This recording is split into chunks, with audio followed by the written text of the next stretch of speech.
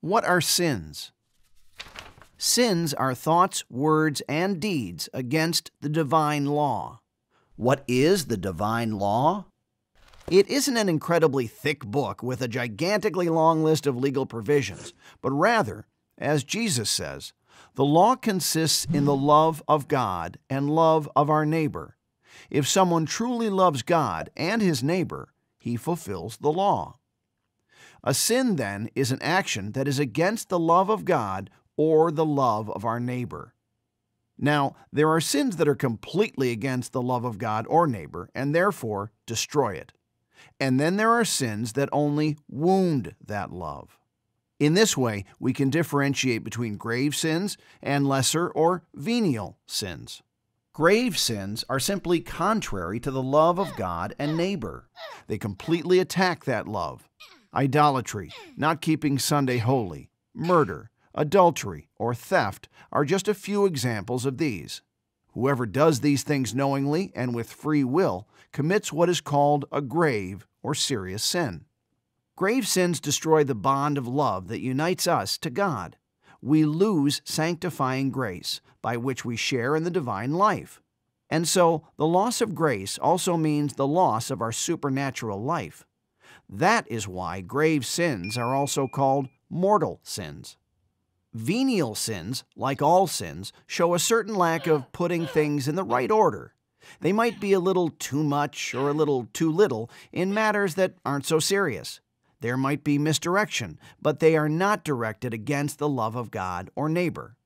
What would be an example illustrating the difference? Well, lying is clearly and always a sin. And this sin would be grave if I deceive someone in a very important matter or cause him damage.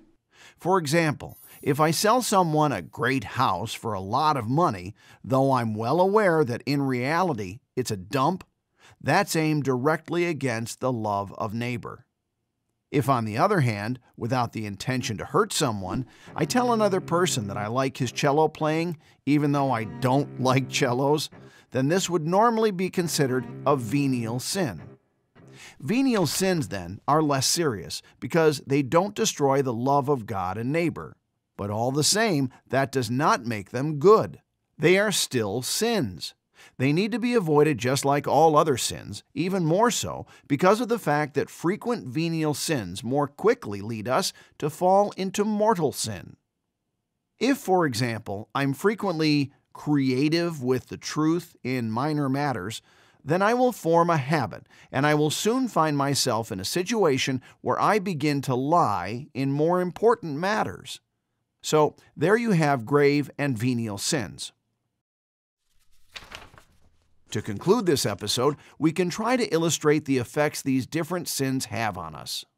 This burning candle represents the light of grace illuminating our soul. It lets us see the path to God so that we can reach our goal safely. This is what it actually should look like in all of us all the time. Through venial sins, the flame begins to flicker. We can still see things, but a flickering flame doesn't shine as brightly anymore. And it's difficult to see everything clearly in such a light. Anyone who has tried to read something in the light of a flickering candle knows what I mean. Through mortal sin, the light goes out completely.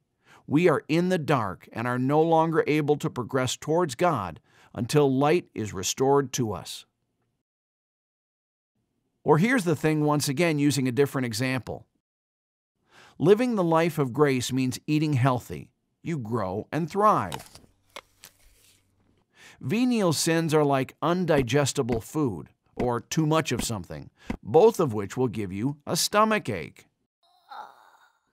Grave sins, on the other hand, are like poison. The end.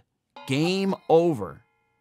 While with venial sins you can set matters right by acting rightly, with grave sins you need help from outside. And this help comes to us from God in the form of the sacrament of reconciliation, or confession. In confession, to stick with the examples, we are resuscitated, or the light of grace is rekindled.